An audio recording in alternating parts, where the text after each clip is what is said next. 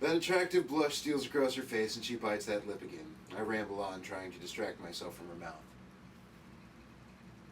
You know, sometimes I kind of get what he's saying, you know, but it's usually, and that's why let's not get into that. Anywho, besides, immense power is acquired by assuring yourself and in your secret reveries that you were born to control things.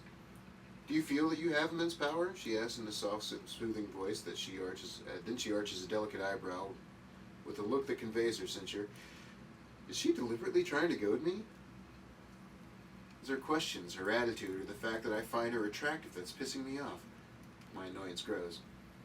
I employ over 40,000 people. That gives me a certain sense of responsibility. Power, if you will. If I were to decide I was no longer interested in the telecommunications business and sell 20,000 people would struggle to make their mortgage payments after a month or so. Plus tax.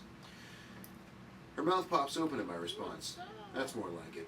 Suck it up, baby. I feel my equilibrium returning. Don't you have a board to answer to? I own my own company. I don't have to answer to a board. She should know this. And do you have any interests outside your work? She continues hastily, correctly gauging my reaction. She knows I'm pissed, and for some inexplicable reason this pleases me. I have varied interests, Miss Steele. Very varied. Very varied. I like what you did there. That was really cool. That was brilliant. Brilliant work. Images of her in assorted positions in my playroom flash through my mind, shackled on the cross, spread-eagled on the four-poster, splayed over the whipping bench. And behold, there's that blush again. It's like a defense mechanism. But if you work so hard, what do you do to chill out? Chill out? Those words out of her smart mouth sound odd but amusing. Besides, when do I get time to chill out? She has no idea what I do. But she looks at me again with those ingenuous big eyes, and to my surprise I find myself considering her question. What do I do to chill out? Sailing, flying, fucking, testing the limits of attractive brunettes like her and bringing them to heel? The thought makes me shift in my seat. But I answer her smoothly, omitting a few favorite hobbies. You invest in manufacturing. Why specifically? I like to build things. I like to know how things work, what makes things tick, how to construct and deconstruct, and I love ships. What can I say? They transport food around the planet.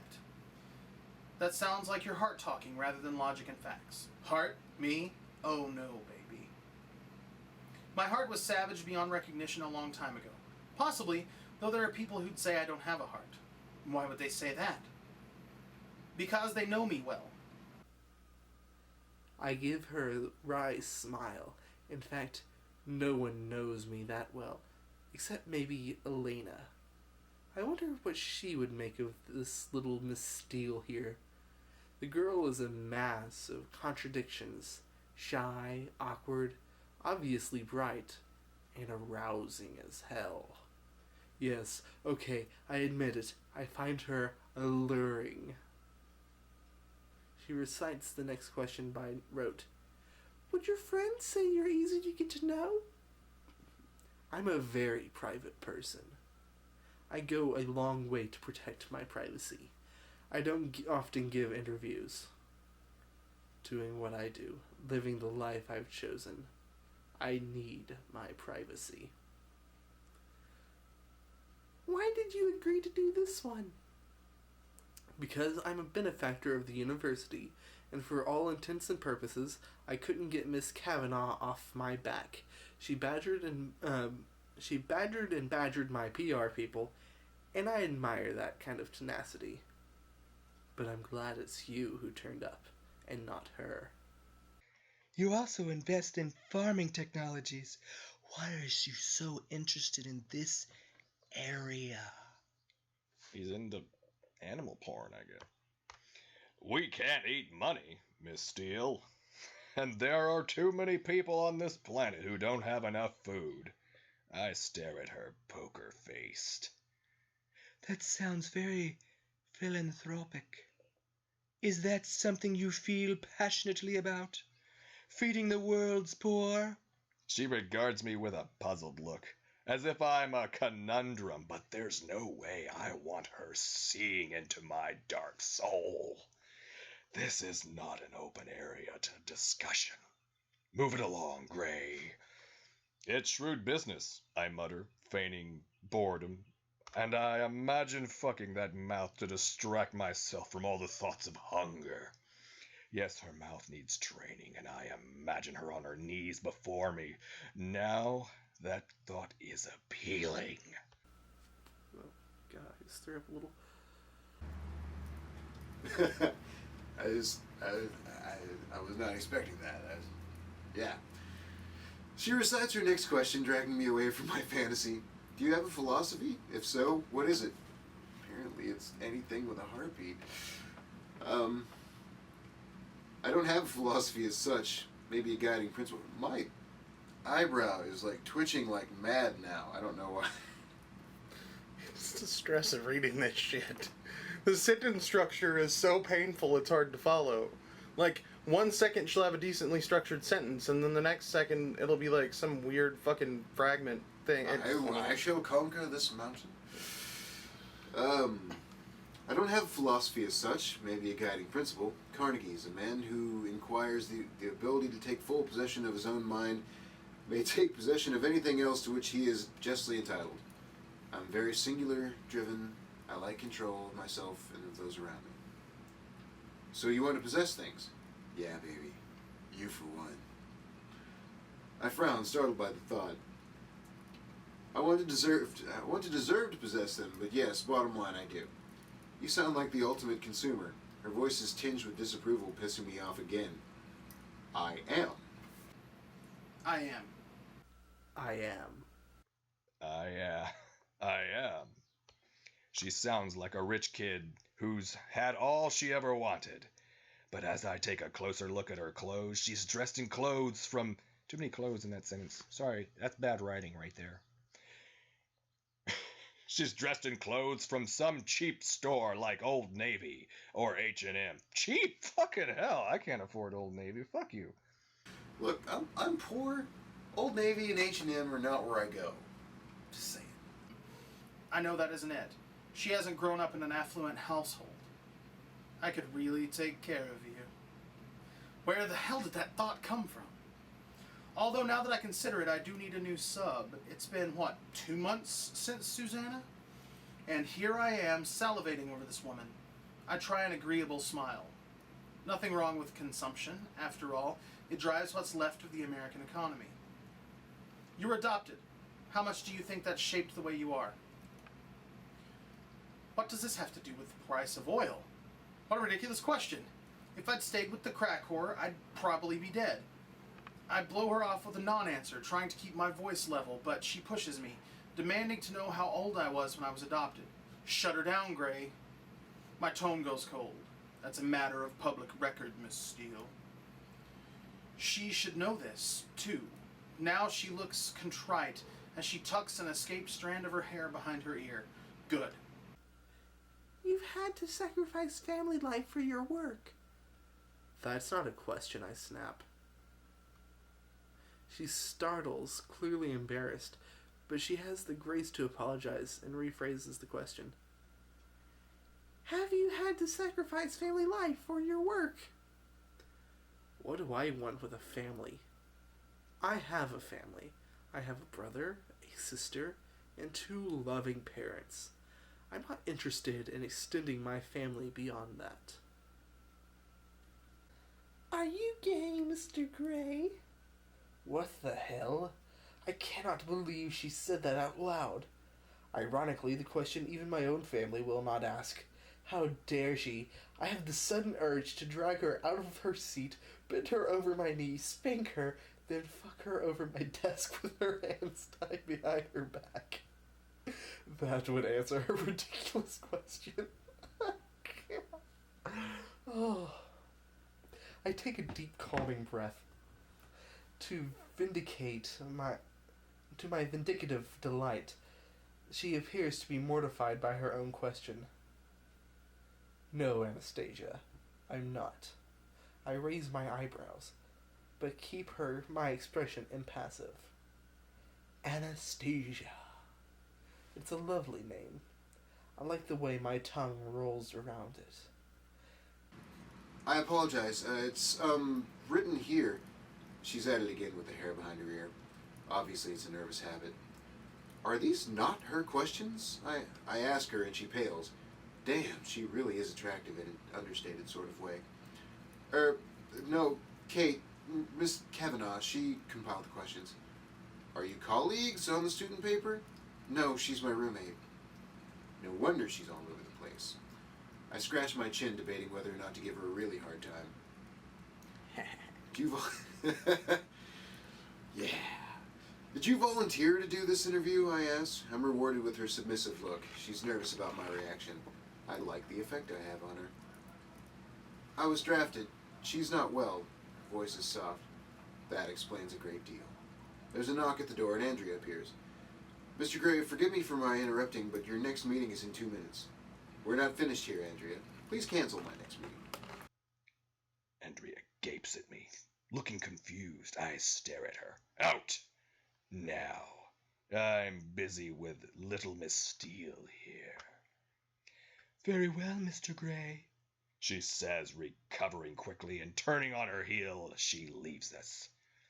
I turn my attention back to the intriguing, frustrating creature on my couch. Where were we, Miss Steele? Please don't let me keep you from anything. Oh, no, baby. It's my turn now.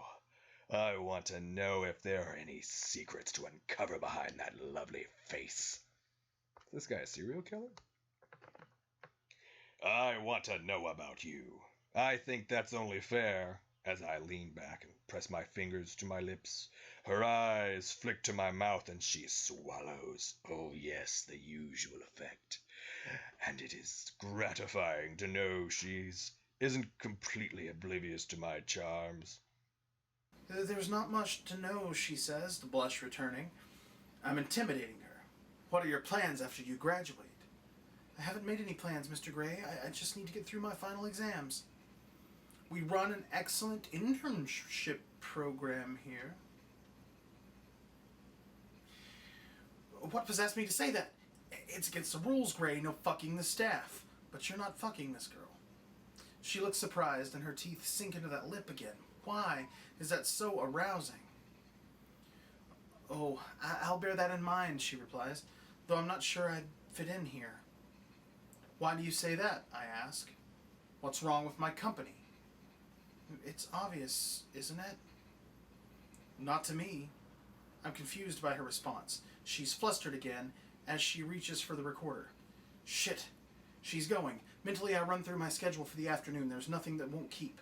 Would you like me to show you around? I'm sure you're far too busy, Mr. Gray, and I do have a long drive. You're driving back to Vancouver? I glance out the window. It's one hell of a drive, and it's raining. She shouldn't be driving in this weather, but I can't forbid her. The thought irritates me. Well, you'd better drive carefully. She fumbles with the recorder. She wants out of my office, and to my surprise, I don't want her to go. Did you get everything you need? I ask in a transport effort to prolong her stay. Yes, sir, she says quietly. Her response floors me, the way those words sound coming out of her smart mouth. And briefly, I imagine that mouth on my beck and call. Thank you for the interview, Mr. Gray. The pleasure's been all mine, I respond, truthfully, because I haven't been fascinated by anyone for a while. The thought is unsettling. She stands and I extend my hand, eager to touch her. Until we meet again, Miss Steele. My voice is low as she places her hand in mine. Yes, I want to flog and fuck this girl in my playroom. Have her bound and wanting, needing me, trusting me, I swallow. Because he swallows. Yeah, because he does. Just kind of threw me off there. Actually, there's a lot about this book that's really throwing me off. I'm trying to read this like... I've tried characters, I've tried reading it in my own voice, I've tried reading it in, like a professional tone, and every time something just knocks me completely off kilter, and then I have to try something else.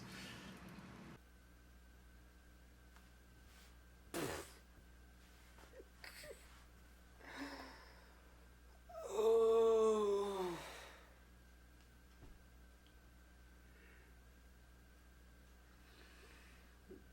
Cody, is it too late to back out?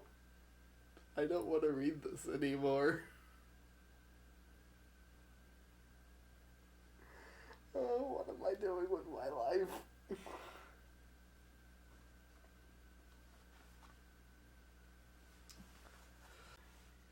It ain't gonna happen, Gray. Mr. Gray. She nods and withdraws her hand quickly. Too quickly. I can't let her go like this. It's obvious she's desperate to leave. It's irritating, but inspiration hits me as I open my office door. Just ensuring you make it through the door, I quip. Her lips form a hard line. That's very considerate, Mr. Gray, she snaps. Miss Steele bites back.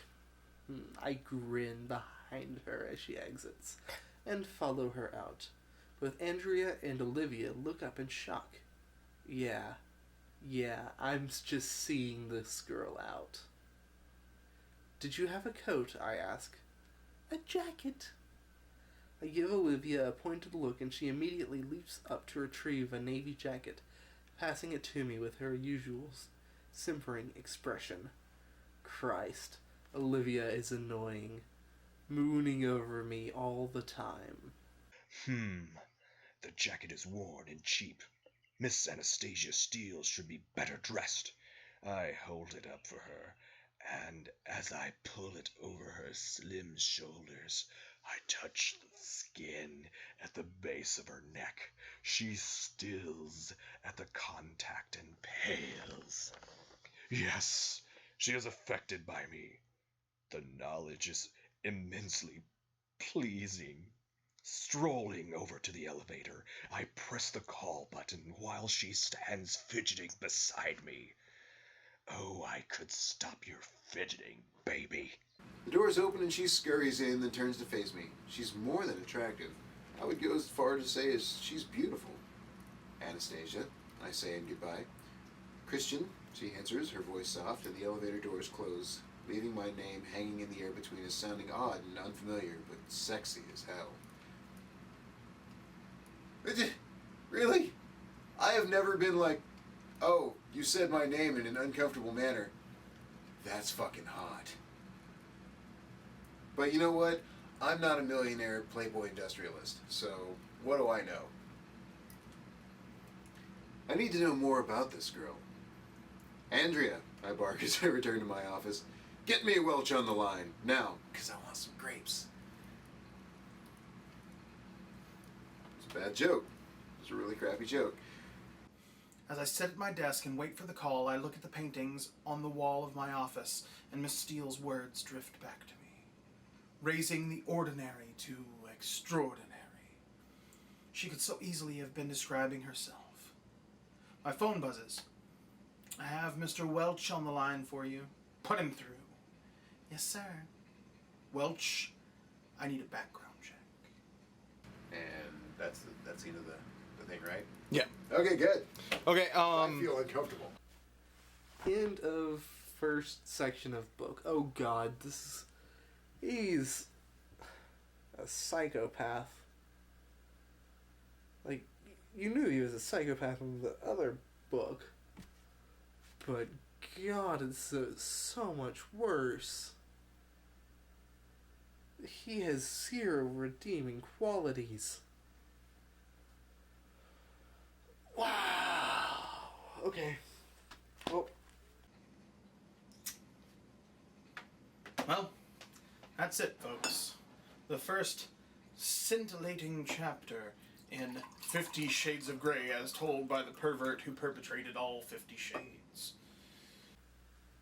If you would like to see more, please like, comment, and subscribe. That way, it'll let us know if we should continue reading this fine piece of literature. I'm really afraid you guys are gonna like it. I'm really afraid we're gonna have to continue. If you have any suggestions for other books, please leave them in the comments below. We will be reading them and getting our hands on other terrible works of literature. We here at Flatline Readers would like to inform you that we don't own anything, especially the content, or really that much anything else. I think we have cars and stuff, but yeah. So, under U.S. Copyright Code, Section 17, subsection 107, for purposes such as criticism, comment, news reporting, teaching, scholarship, or research is not an infringement of copyright. We're just having fun here, guys. Please leave us alone and don't sue us. It's all fair use! Thanks!